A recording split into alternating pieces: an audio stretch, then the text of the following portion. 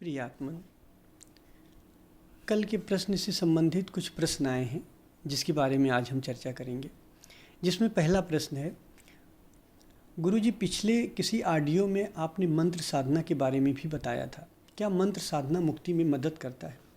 अगर आप ऐसा सोचते हो कि आप मंत्र पढ़ रहे हो और मंत्र पढ़ते पढ़ते अगर इतने हज़ार इतने लाख बार आप मंत्र पढ़ लोगे आप मुक्त हो जाओगे, तो ये बहुत बड़ी गलतफहमी है। क्योंकि मंत्र पढ़ोगे तो विचार ही बनेगा ना, और आपको विचार से ऊपर उठना है।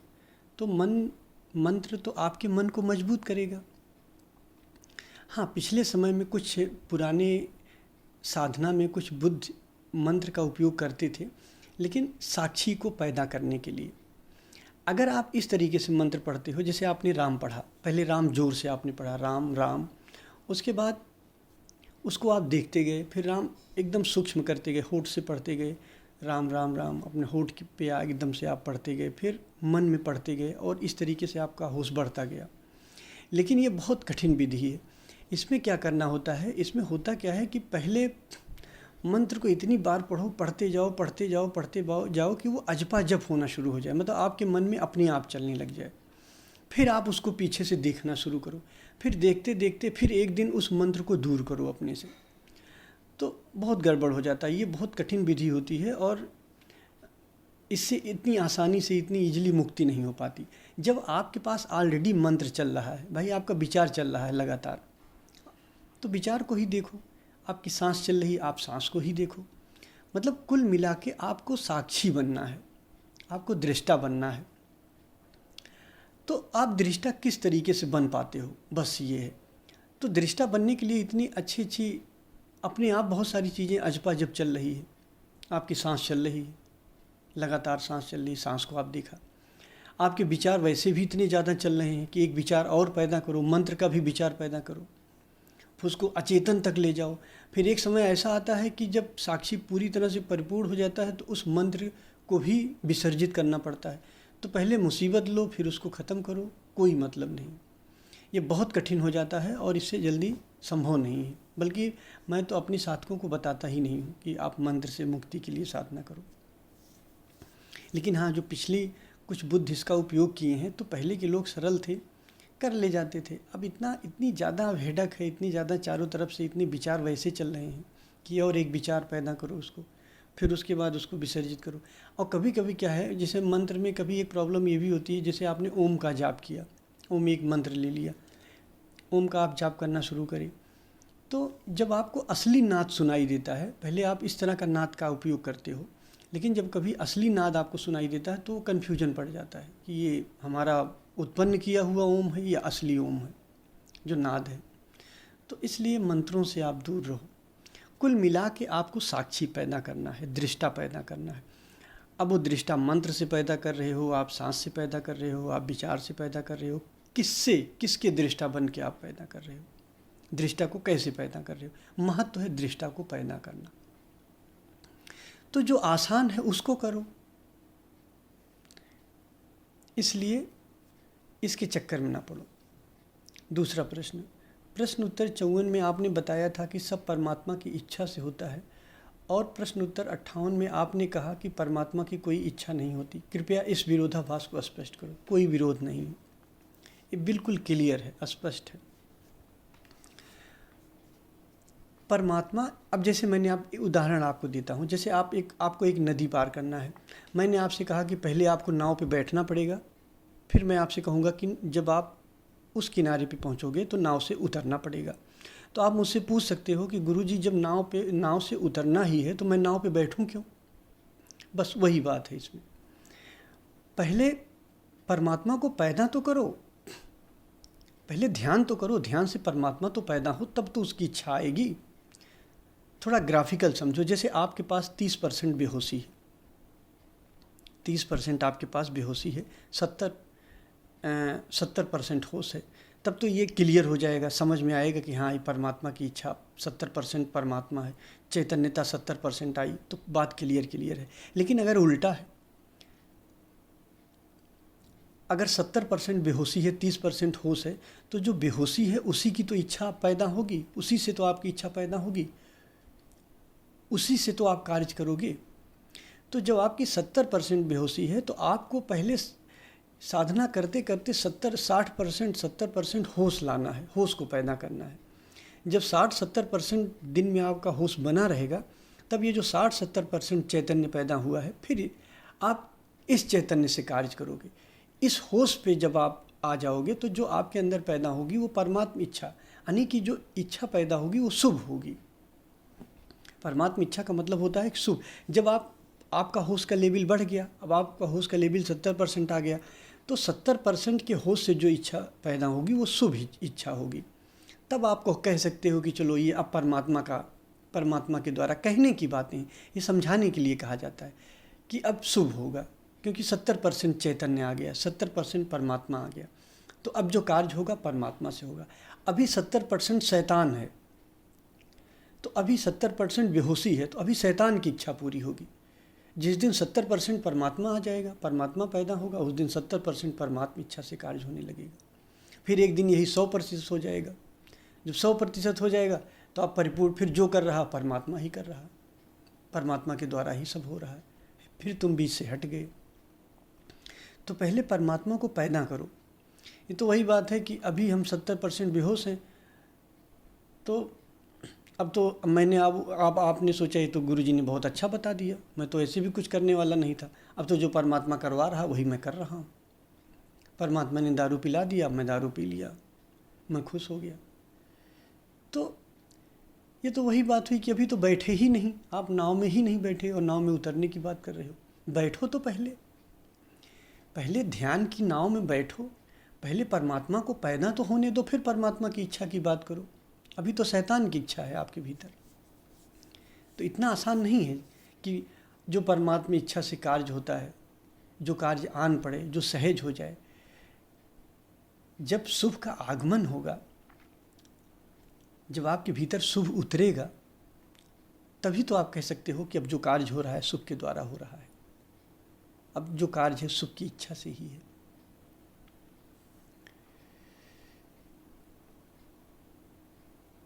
तो पहले होने दो।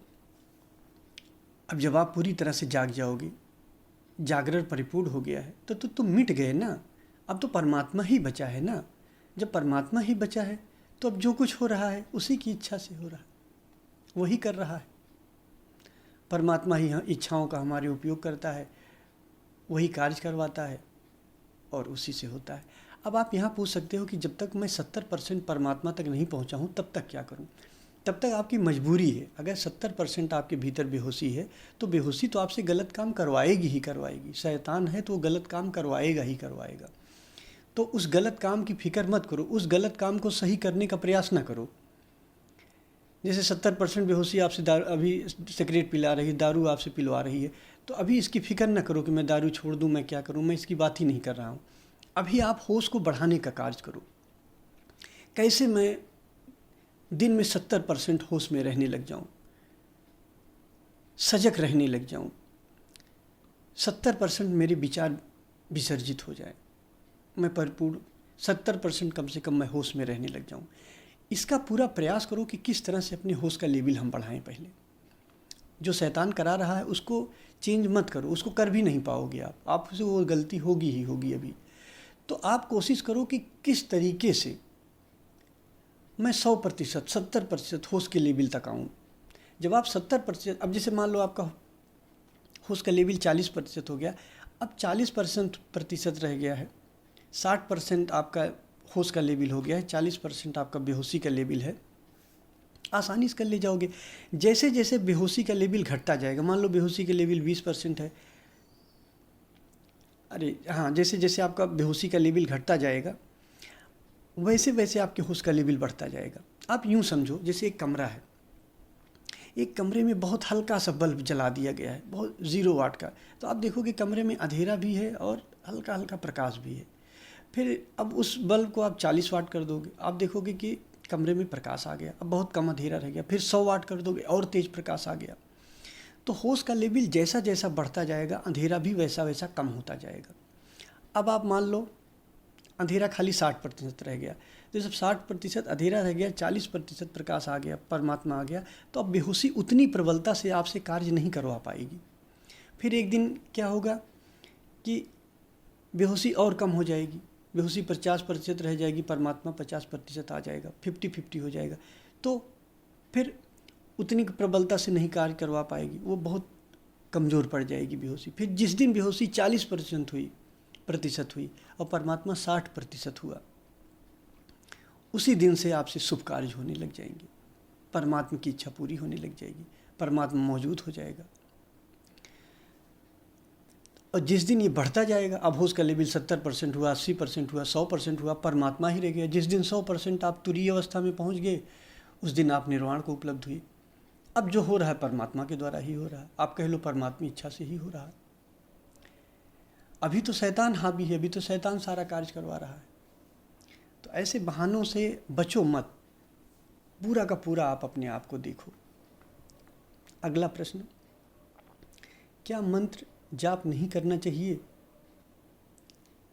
करना चाहिए, करो, प्रार्थना के लिए करो, आनंद के लिए करो। आप प्रार्थना के लिए कर सकते हो।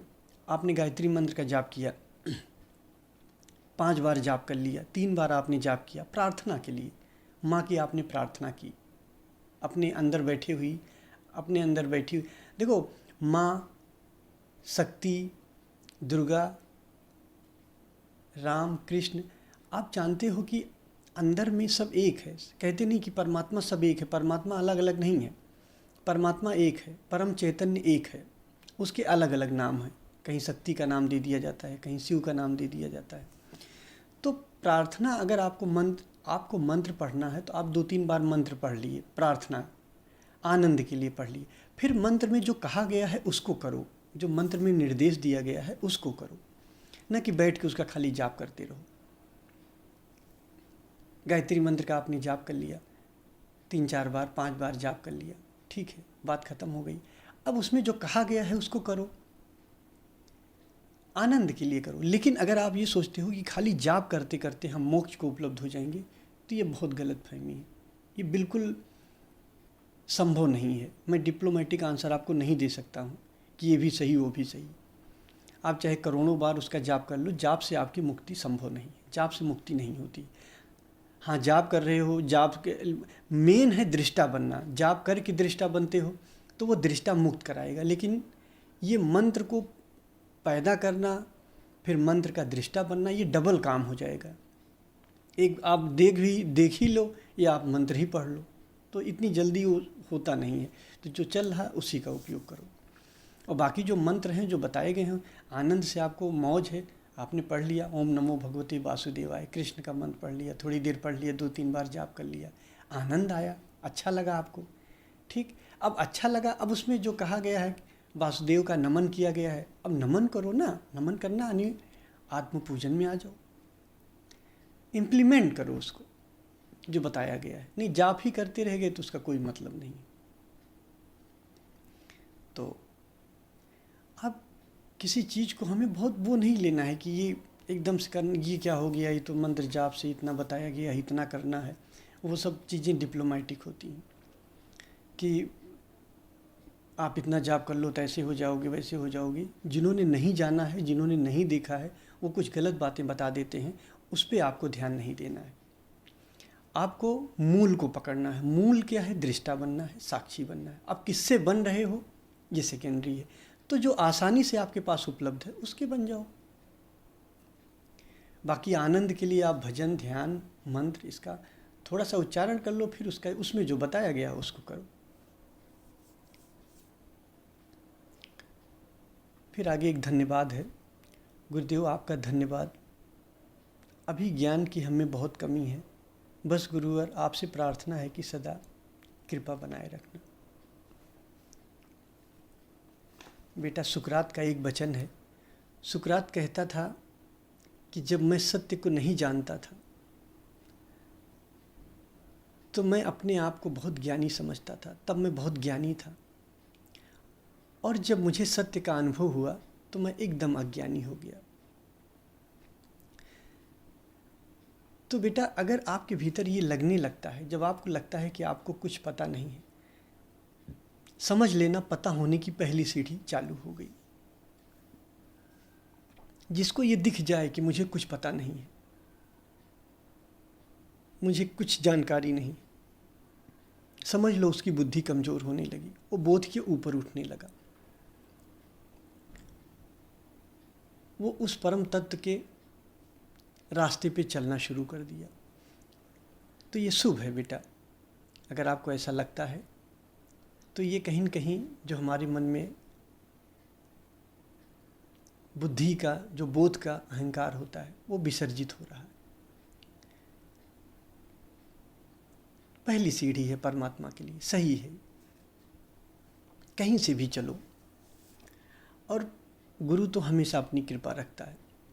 गुरु तत्व है वो चारों तरफ से हमको मिलती रहती है। जब हम पात्र हो जाते हैं तो वो मिलना शुरू हो जाता है। कहते हैं गुरु ही शिष्य को ढूंढ लेता है, आपको ढूंढने की ज़रूरत नहीं पड़ती है। तो अच्छा है, साधना करें और कोशिश करें कि जो साधना का जो सार है उसी रूप में उसका हम ध्यान कर दें, जो मूल है उसी रूप में हम उसका ध्यान करें, इधर उधर भटके नहीं, एक मैच्योरिटी के साथ ध्यान करें, सत्य को समझने का प्रयास करें और समझ के बाद अनुभवगत ज्ञान प्राप्त करने की कोशिश करें। कहीं हम खाली ज्ञान पे ही नाट के रह जाएं, एक बौद्धिक ज्ञान हमारे पास आ गया, अनुभवगत ज्ञान नहीं हुआ। आपके भीतर जड़ और चैतन्य दो हैं।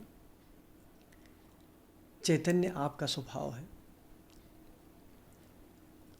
आप सुनते रहते हो कि परमात्मा, आत्मा, ये सब अमर है, लेकिन जब आप इसका अनुभव करोगे अमृत का, तभी तो मानोगे ना। मैं कह दूं परमात्मा है, आप अमर हो, आत्मा अमर है, लेकिन अनुभव तो करोगे ना। जब आपको इसका अनुभव हो जाएगा कि अरे अब तो मौत भी आ गई फिर भी मैं जागा हुआ हूँ। जागरण का जन्म मृत्यु से कोई मतलब नहीं है। जागरण ऐसा परम है, अगर आप साधते गए, ध्यान करते गए तो एक दिन मौत को भी आप देख लोगे। आप देखोगे शरीर मर रहा है, मन बुद्धि सब कुछ मर रही है, लेकिन मैं जागा हुआ हूँ। उसी को हम मोक्ष कहते हैं, उसी को निर्वाण कहते हैं, उसी को बुद्धत्व कहते हैं। ये सब पर्यायवाची शब्द है। स्वर्ग, नरक और निर्वाण या मोक्ष, ये तीन चीज़ें होती हैं। स्वर्ग में चेतना अच्छे सपने देखती है, नरक में चेतना बुरी सपने देखती है, और निर्वाण में चेतना सपने नहीं देखती है, वो जाग जाती है। तो जागरण की ही हम प्रैक्टिस करवा रहे हैं, कोशिश कर रहे हैं कि आप जाग जाएं, इसी जीवन में जाग जाएं, मौत के पहले ही जाग जाएं। और ध्यान रखना, मरने के बाद कोई मोक्ष को नहीं प्राप्त होता है, जीते जी प्राप्त होता है। मरने के बाद या तो आप स्वर्ग में या तो आप नरक में, ये दो अवस्थाओं में जाओगे। मोक्ष अगर आपको जाना है तो आपको यहीं मिलेगा, जीते जी मिलेगा। शरीर छूटने के पहले पहले मिल जाना चाहिए मोक्ष। अगर शरीर छूटने के पहले आप नहीं जागे तब तो संभव ही नहीं है, तब तो फिर आप स्वप्न में जाओगे ही जाओगे। चाहे अच्छे स्वप्न देखो उस मृत्यु के बाद और जन्म के पहले की अवस्था में, चाहे बुरे स्वप्न देखो।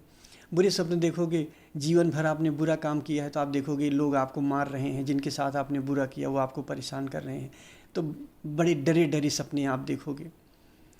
जीवन भर आपने अच्छा काम किया है, लोगों को हेल्प पहुंचाई है, लोगों की मदद की है, अच्छे इंसान रहे हो, आप देखोगे सब आपको उस स्वप्न में आपकी मदद कर रहे हैं, लोग आपको हेल्प पहुंचा रहे हैं। ये बिल्कुल वैसे ही होता है जैसे आप दिन भर काम करते हो, रात में सपने देखते हो। अच्छे अच्छे काम करते हो, अच्छे अच्छे सपने देखते हो, बुरे काम करते हो, बुरे सपने देखते हो। लेकिन मैं जागरण की बात कर रहा हूँ, जाग जाओ। अगर आप जाग गए तो सपने विसर्जित हो जाएंगे, आवागमन से आप मुक्त हो जाओगे, वहाँ भी आप जागे रहोगे।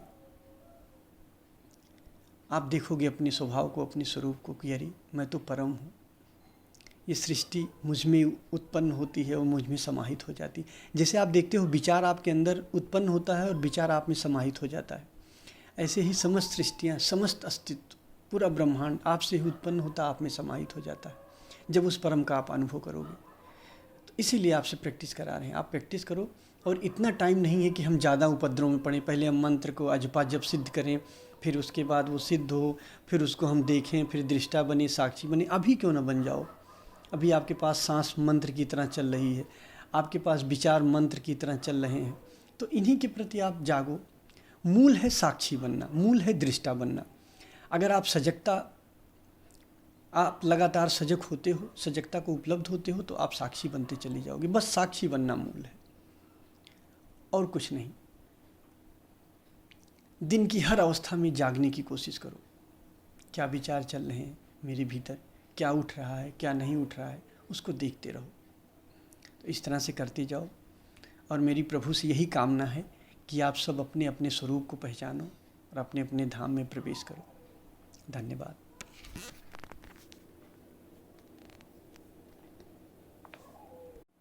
प्रिय आत्मन, कल के प्रश्न से संबंधित कुछ प्रश्न आए हैं जिसके बारे में आज हम चर्चा करेंगे, जिसमें पहला